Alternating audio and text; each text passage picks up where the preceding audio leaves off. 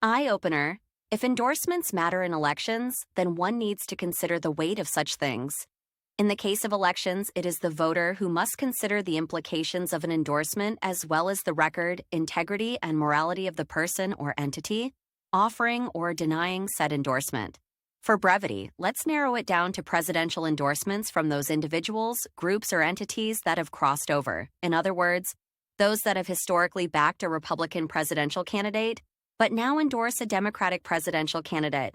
Let's look at how these individuals and organizations are perceived by the public. We'll do this to indicate how much such an endorsement may persuade or dissuade undecided voters. This is necessary because in such a divisive election, it is only the undecided voters who must be convinced one way or another. Let's start with the most recent crossover, Liz Cheney. Liz Cheney, a Republican from a deeply Republican background. Her father is Dick Cheney, who we'll get to next. Liz Cheney, it is assumed, would normally vote for a Republican candidate, but not this time because Trump is at the top of the Republican ticket this year. Though she had nothing good to say about Kamala Harris or her candidacy just a few years ago, she has decided to endorse her this year. What has changed in Harris's policies that would merit such a switch? Has Harris changed anything at all? Is Liz's change of heart due to Harris? The answer to all of these questions would appear to be no. In the clip below, you can hear Liz Cheney speak to the problems she had with Kamala Harris in 2020. To be clear, these sound like the same problems she should have with Harris today, because Harris is the same person today and has done little to convince anyone otherwise. The only apparent difference between when Liz demonized Harris in 2020 to today isn't even inherent to Harris, it is Trump. It appears that Liz is voting against Trump, not for Harris. As far as swaying votes, like Harris, Liz couldn't get people to vote for her in her last run for the office she sought. How is Liz going to convince undecided voters to choose Harris, who wasn't even voted into the office which she currently holds or the current candidacy to which she was anointed? Her endorsement would seem to lack any merit because it's not based on anything of merit. Now, let's look at Liz's father, who has also endorsed Kamala. Does Dick Cheney's history reflect that of someone with integrity? After all of the facts that have come out pertaining to 9/11, the new American century, and all the ways Dick led America towards its current decline, should anyone follow his lead? Regardless of the intent behind his actions, do his actions command respect?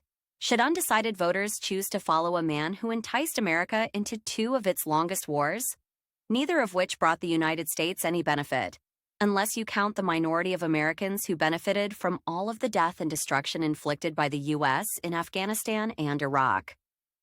Let's get in line behind the man who sought to provide wars with 5 nations.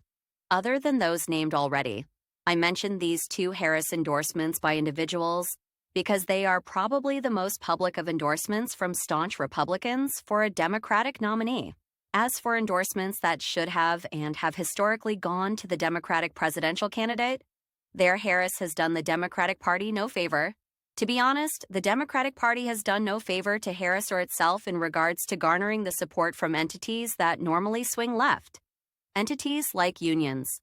When the party that carries the unofficial title as the Party of the People can show little to no results perceived as improvements to people's lives, that party runs the risk of losing the support of the people and those entities that represent the people. Entities like the various unions that normally endorse Democrats but have chosen instead not to endorse any candidate. To the public, 2 things must stand out in such a situation. 1, these unions were never going to endorse a Republican, but this stance is no different than the stance they've held in the past. It basically results in a no impact for Republican candidates. Donald Trump in this instance.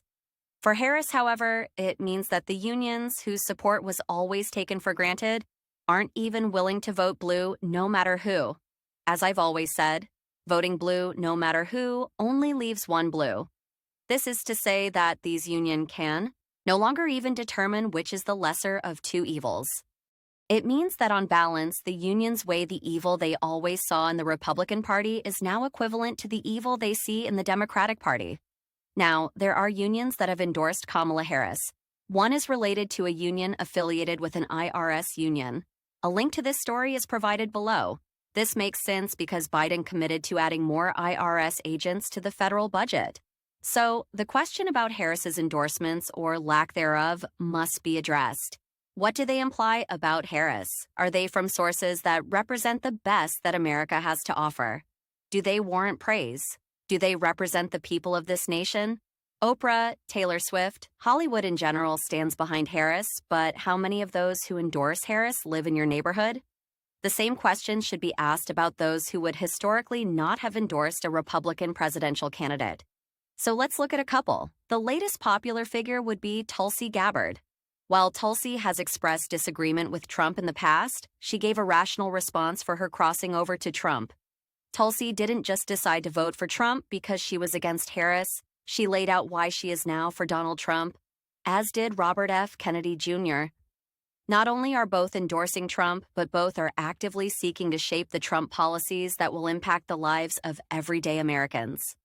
Tulsi has done nothing but serve her country as an active member of our military and a former congresswoman. RFK Jr. has spent his career fighting to improve the health of Americans and to improve our environment. Links to each providing their reasons for endorsing Trump are below. I recognize my bias in this post, but for context, I was a lifelong Democrat, but now find neither party worthy of my vote.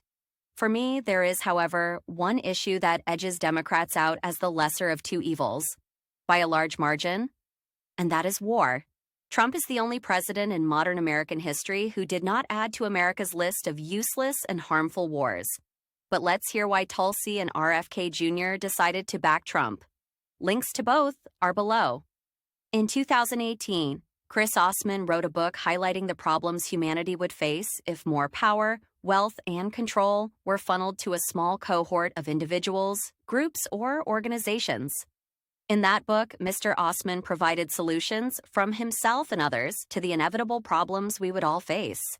In it, he also provided a means for the public to analyze, compare, and contrast the words and deeds of those we've chosen to follow against our real-world experiences. To this end, Mr. Osman provides the means for readers to disseminate information as provided by their news sources of choice, their elected officials, and any other authority they choose to follow.